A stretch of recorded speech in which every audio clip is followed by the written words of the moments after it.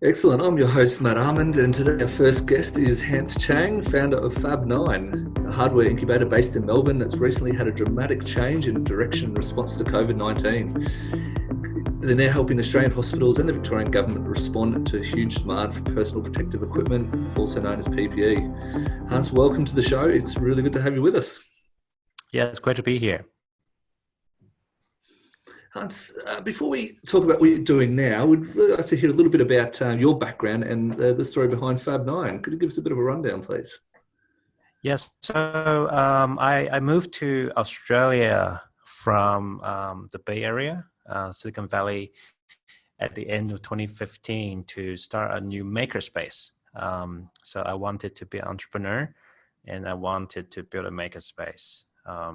So I started, got my start with a launch grant from the state government, from the Victorian state government. And then following the grants, I was able to raise money from private investors to basically build the makerspace in Footscray. So we opened in June 2019, and we were actually increasing our membership until COVID-19 hit Australia and we had to close. So that's when we had to pivot. As a massive pivot to essentially make personal protective equipment, or PPE, face shields for originally for the healthcare workers. Yeah, right. Fantastic. And a big pivot it is. Your time in Silicon Valley, did it, did that kind of shape, your entrepreneurial thinking and, your want for, a move to Melbourne and, the starting of your own makerspace? Yeah, so when I was working in the Bay Area, I was working for a company called SanDisk. SanDisk is a flash memory semiconductor company. And I was a program manager there, essentially responsible for new product introduction. So for people who don't know, new product introduction basically takes a product development team from kind of research and development, R&D, usually more development than research, and then go through product development, qualification, and then ramping production in China. So I was doing that. And when I was in the Bay Area, I discovered maker spaces and maker movement. And I was really, really intrigued. Not only intrigued, I really enjoyed being part of the maker community. So I enjoyed it so much. I was very naive, and I thought I could do my own. So being in Silicon Valley means that you're surrounded by a very high density of talents across many different industries. So I was inspired by the entrepreneurial culture, if you like, in the Bay Area. So that got me thinking about starting my own business. Oh, fantastic. And this pivot that you guys have, you're in a great position with FAB9 memberships for a makerspace, and now to completely transform your business into a manufacturing of this PPE. How did FAB9 actually get involved to this response and this need to help out in the COVID-19? Yeah, so I think if you follow the maker movement, I think the ethos of becoming a maker is to really it's not just the product development aspect. It's also I would say the understanding that each person, a maker, has the agency to create rather to just consume, right? So around early March, when the COVID-19 cases were kind of on the rise, and there was a lot of this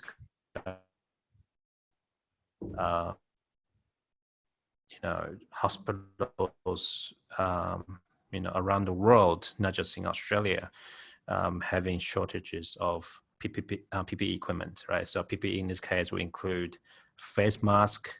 PPE in this case will also include things like gowns and face shields, gloves, stuff like that. So maker spaces or makers around the world have responded in a way that's pretty rapid, because maker spaces are already used to, making things, tinkering, hacking things together, and being very resourceful. So the response was almost immediate. And this is global, not just in Australia. And we're not the only makerspace in Australia. So I will characterize this as more civic led. So we're not a large company like Ford or Toyota, who are also making face shields, by the way. We responded because we knew we have all the resources. So resources in terms of machineries, we have CNC router, 3D printers, and also in terms of the human capital. So my team have people who are fabricators, industrial designers, furniture design background, stuff like that. So we knew we could make a difference, and we didn't want to just stay idle and do nothing. We wanted to make a contribution. So we leveraged the open source designs available. Again, many makerspaces are sharing this freely, right? And we were able to quickly develop prototypes, iterate really, really fast, and essentially we launched a week. And that's pretty intense, for any product. Yes. Yeah, that is amazing. I mean, you mentioned before that makerspaces all around the world are kind of, pivoting and, putting together this PPE type equipment. Is it like a worldwide community, this space, group? Are you in contact with other makerspaces around the world and, sharing ideas and plans or what it is that you guys are producing? So makerspaces around the world, there are different organizations. There's an organization called FAB9, which is started out from the MIT Bits and Atoms. So they have a FAB Foundation, FAB9 Foundation. There's also other maker spaces like ours, which is more have a commercial operation model. So there are various groups in terms of communication channel in terms of Facebook group, Slack channels, or LinkedIn. So, and again, because things happen really quickly, some companies and some makers published their design online freely on their website or on GitHub. So there's no, it's not like a industry organization or association for makerspace that I'm aware of, but there's just, I know quite a few makerspace operators around the world. So we kind of exchange information. And again, because things happen really quickly, this is pretty much bottom up. This is not top down. There's no world makerspace authority tells Hans, hey Hans, go make PP like that, right? So it's very grassroots. Yeah, fantastic. And I mean, is this going to be like a long-term play for you guys? Is it going to be something that you're going to try and step into and continue to produce? Or is it dependent on the current environment? I don't think so. I think makerspace in terms of FAB9 producing manufacturing PPE is only short term. We probably will start ramping it down in May or June because we responded quickly because there was a need in the marketplace. Now, and just so to put some context, right? So we can manufacture about 1,000 units a day using our CNC routing. So our manufacturing process is basically CNC routing the plastic sheets, right? And then we assemble them manually. So there are companies that's using, for example, injection molding or die cut. So those companies can make 20, 30,000 units a day. So we're talking about very different scale. Obviously, the advantage of the digital fabrication CNC router is that we can do things really quickly. So we can turn around in a matter of days, not weeks. Whereas if you had to develop and invest in tooling, and get a mold. And for the injection molding, it would take weeks, if not months, right? So it's basically the trade-off between the lead time and the volume. So within our capability, we can do things quickly, but we just cannot meet the high volume manufacturing. So I think the companies that's doing injection molding die cut will eventually take over. I think they're already taking over in terms of meeting the greater demand. So we played an important role when there was nothing available in the marketplace. So now we're fulfilling orders, working with NGO, working with aged care and some big hospitals. But I think we will sunset this product really quickly because we just won't be able to be price from a unit price point of view, be competitive in the long run. Right. No, it's amazing, amazing thing that you guys have done so quickly. Just from an entrepreneurial point of view, when you are building physical products, whether it's PPE or other products at FAB9, do you have any tips or recommendations for other entrepreneurs in terms of actually, building products or prototypes? Yeah, so I think products in terms of physical products. In the beginning, when doing proof of concepts, you want to leverage what's already been built. You want to leverage open source as much as you can. And you want to really, I think this is no different than software companies. You want to basically get your prototypes, that's not even called MVP, like prototypes, into the hands of customers and users, right? So just use PPE facial as an example. In the second week, I was already in the hospital showing our first iteration. We call it CS1, or CS stands for customer sample. We were showing the engineering or CS sample 1 to ICU nurses and doctors. And with their feedback, we're able to iterate. And then we'll show them the second version of CS2, which became our production design. So getting feedback is really important. I think that's number one. Yeah, fantastic. You mentioned earlier as well when you first kind of put FAB9 together that you did have some luck with some government grants. How have you found the journey with applying for grants and winning through government? So I was really lucky when I got to Melbourne at the end of 2015. I didn't know there was going to be a grant, although that was an election promise 4 years ago from Andrew's government. Right. So when I applied, it was literally the round one of the many rounds, right? I don't know, I lost track of how many rounds they've done. But at the time was also a different CEO, Dr. Pradeep Philip. So basically, I was there at the right time, right? So I put in the application form. There was actually no even application guideline at the time. So I literally put in a 10-page PowerPoint PDF with some letters of support. I mean, I don't want to underestimate or undersell the effort I put in. I put in, right? I put in a lot of effort. But I think because when I moved to Melbourne, I had a hypothesis that Australia, which didn't really got hit very bad during the global financial crisis, right? Which started in the US. That because at the time, the major car manufacturers, Toyota, Holden, which is GM, right, and Ford, they were all closing down the manufacturing plant.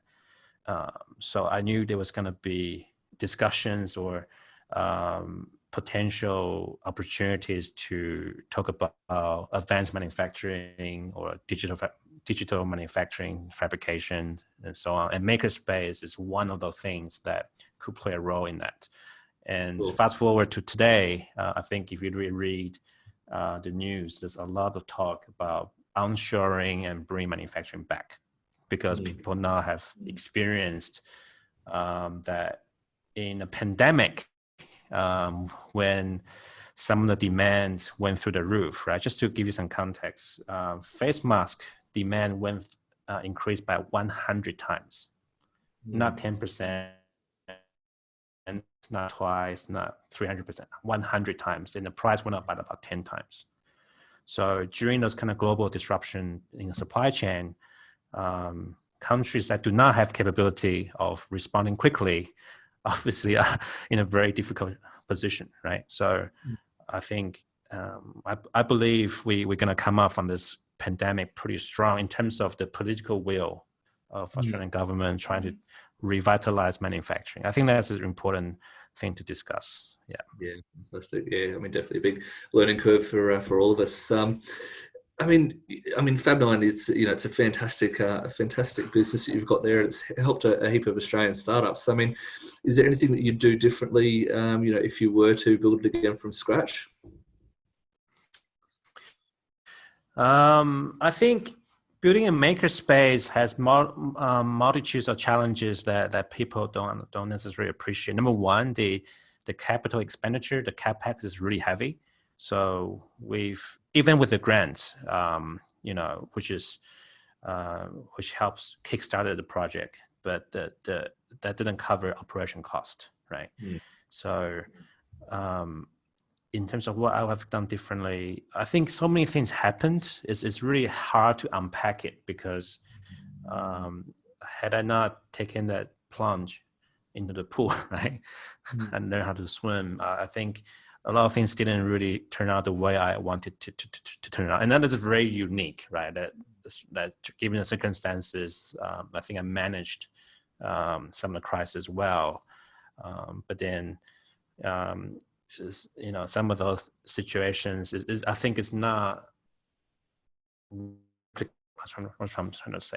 Each company will have its own story, and I think it's important is to probably look at people who didn't make it and see, and you'll find that they probably have common pitfalls, right? So, is in terms of learning, I think again, if I can do this again, I'm not sure if I would have done it, to be honest, because some of the things that could have killed us, we faced so many moments of, nearly running out of money or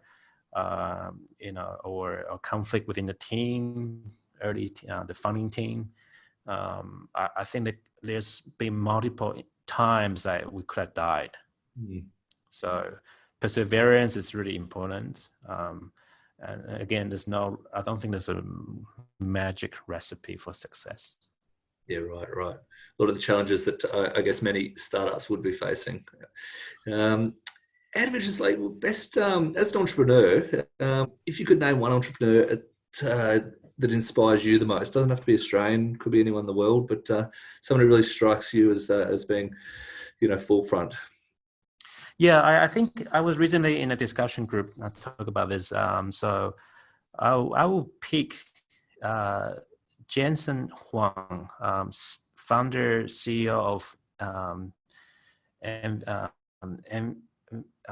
it's the GPU company, NVIDIA. Oh, yeah. So for people who don't know, that's he created basically a new product category, right? So often the best founders, number one, create a new product category. So in the beginning, it was used obviously primarily for gaming. But later on, they had the application for training machine learning algorithm, right?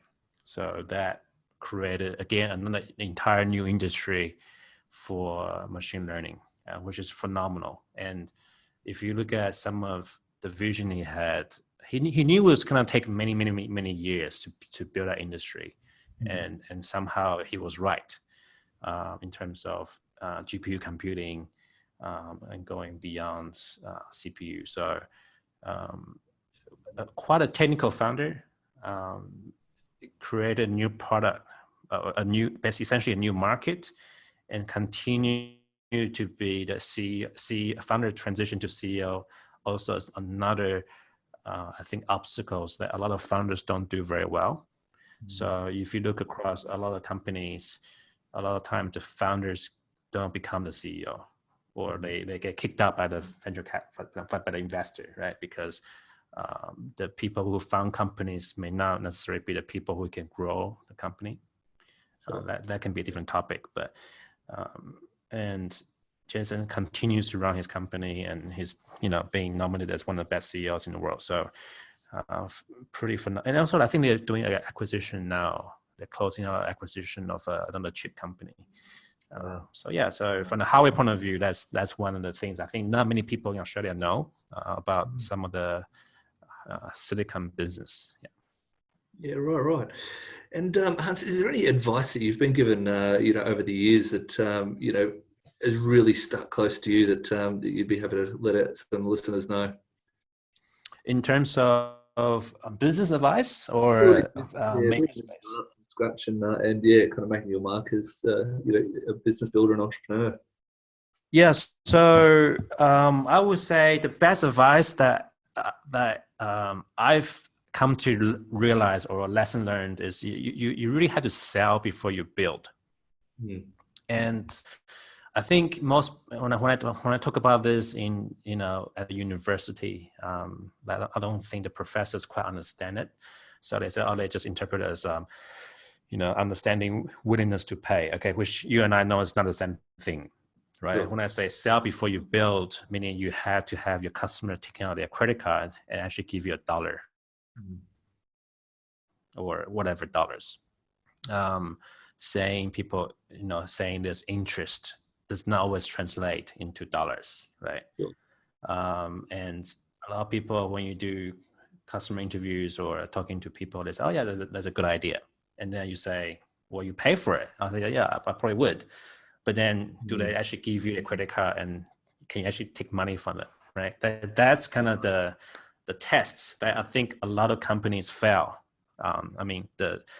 The Lehman's test, right? So what I mean by that is there are many technologists, technology looking for a problem to solve. If you're really clear about the problem that you're solving and there is value, then generally speaking, it doesn't matter if it's a B2B or B2C business, people are willing to pay for it, right? So sell before you build. Be really clear about what is the problem that you're trying to solve and how do you solve it. And that's really critical. Again, this is no different between hardware or software. Usually, and this is true, most companies launch products and the end user use it for things that they didn't think about. And that's happened many times. So really getting the user feedback or understanding what your end user wants, their pain points, I think is critical. And I think most founders probably don't spend enough time thinking about their users' pain points. I think they spend too much time thinking about the technology. So I think that's one thing that even I keep reminding myself, right? I keep thinking about, this technology is really cool. Machine learning is really great for this, but what is the problem that you're trying to solve? And if you cannot articulate it in a really simple sentence and like a 7-year-old can understand, then you're probably not on the spot. You're not solving a real problem. Yeah, great point. Building FAB9, is there any real kind of standout moments? So those best moments that you had building the business. We've partnered with some organizations. So for example, we did a makeathon. Makeathon is like a software hackathon, but you're actually making things over a weekend with Tom, so Ticker and Mullen Makers, and they specialize in helping putting together those events and to work with need knowers, in this case, people living with disability, and the makers, and they're all volunteers, engineers, designers, physiotherapists, and they work together to co-design a specific device for the need knower. So we had an event in 2019 and it was fantastic. So there's actually a YouTube video And that was probably the moment where the entire event was meaningful, and then that kind of embodies all the values that we have as makers, right? Being very collaborative, also the open sourcing the design files so other people can replicate them, right? Because the fundamental issue is for assistive technology, because there's not a huge market for it. A lot of companies don't, they don't really spend a lot of R&D dollars to produce something that's unique to that particular person. Does that make sense? Each person living with disability has unique needs. That's not mass market. So that this kind of projects, I think, is really meaningful. Yeah, very rewarding. And so, post producing PPE equipment, what's the future hold for FAB9? Yeah, we're currently thinking about this. As you know, the brick and mortar membership model is not very pandemic proof, right? Meaning and also essentially it's a local business. So we're currently developing a new product, or you can think of it as digital strategy or digital product. So we can produce content in the form of e-learning. I think e-learning or remote learning will fundamentally change. Mm-hmm. So how do we produce a product where you don't have to come physically to the makerspace? So for example, if you're in Queensland, if you're in New South Wales, how can we serve you if you want to have a maker experience? I think that's a fundamental problem statement that we're trying to solve, because we know maker or tinkering is extremely valuable when it comes to giving a young person the agency to become creators and not just consumers. I think that's one of the issues in the world is people have been trained by billions of dollars of advertising dollars that if they have a problem, they essentially take out their credit card and so the problem goes away. That's kind of the way that's being sold to consumers, right? Very and true. Often the products and the sell to you don't necessarily solve your root cause of the problem. So for example, right? So for example, if you are not very well healthy and buying a lot of gym clothes is not going to make you want to exercise, right? So you may feel that you're buying gym equipment, right? If you look at the TV commercials, like especially the cable commercials about gym equipment, how many people buy those equipment but don't actually change their lifestyle? Yeah, and then if they really think about it, it's what they eat that matters more than how much they exercise, right? Just to give you an example, but I think maker education or tinkering and learning about computer is going to, I think, is quite a good way to engage young people in secondary schools or even earlier primary schools to become creators and makers for the future. So, because I think we are in an age where technological change happens so rapidly. The current formal education system is just not meeting the needs, right? A lot of people still follow this kind of pathway, which is is really designed to produce professors, right? It's not really designed to produce entrepreneurs or people who are creative problem solvers, right? So imagine you have those exams where there's only one right answer, and then you're encouraging students you're training them to think, okay, when there's a problem, there's only one way of doing things, right? It's either right or wrong. That's kind of the current system. It's binary, right? Yeah, 1 true. And 0. Yeah. It's not true in the real world, as you and I know, like it's not that simple, right? So, and the reason maker education hasn't really been taken up in the schools is because it becomes extremely difficult to do assessment. Yeah. Because the current model is like you have to do assessment, you have to get scores, and as soon as you have that mindset, the passing the exam becomes the main focus and not learning, right? So all the smart kids have figured out how to hack exams, right? I know how to do it, and I'm sure you know how to do it as well. Like you look at past exams, and there's only certain ways a particular subject can be tested, right? Mm. So, and that doesn't necessarily mean you have a mastery of that particular knowledge because it's not applied, right? Yeah, great point. Yeah, very true. Very true. It's, That makes a it's, lot of sense. it's like going to study entrepreneurship in a school. It's like, why? Very Go true. out and do it. Yeah. Fantastic, fantastic. Look, I really appreciate your time, Hans. I think we've pretty much covered a great deal. 5 years' time, where you see yourself in FAB9? Yeah, I think FAB9 to me is, I think that the company is only one aspect. There could be other businesses that I create or co-create. Uh, I think I see myself as number one being an entrepreneur, but also as a community builder. So I'm doing a lot of activities locally, whether it's monthly show and tell, which is basically like in the software world, it'd be like a pitch night, right? Like demo night. But show and tell is meant to be more for physical objects. So you physically bring something, you show and tell. Yeah, cool. Grassroots. It's not a pitch, right? You're not asking for money. It's just because what I found is a lot of technical people don't present very well. So show and tell is like a good way for people to show up, engage and network with the community, and then get some feedback for the idea. And also I find that a lot of people, first-time founders, they're too precious about the idea.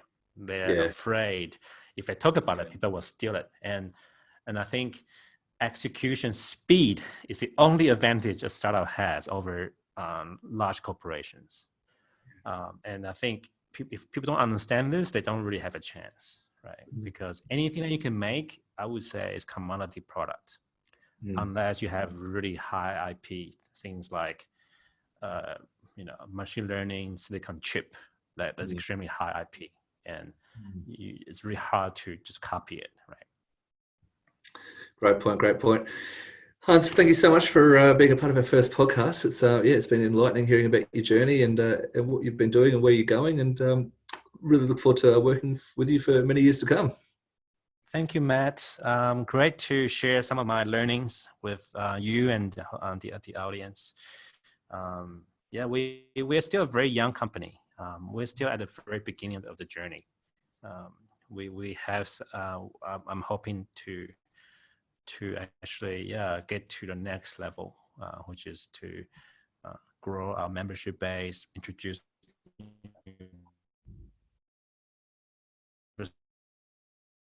and really grow the community. So I would love to see more startups coming out of FAB9, or either through our services or just as part of the community that we built here, and hopefully to see more successful founders in Australia. Brilliant. Fantastic. Thanks so much again for your time, and enjoy the rest of your day. Thank you.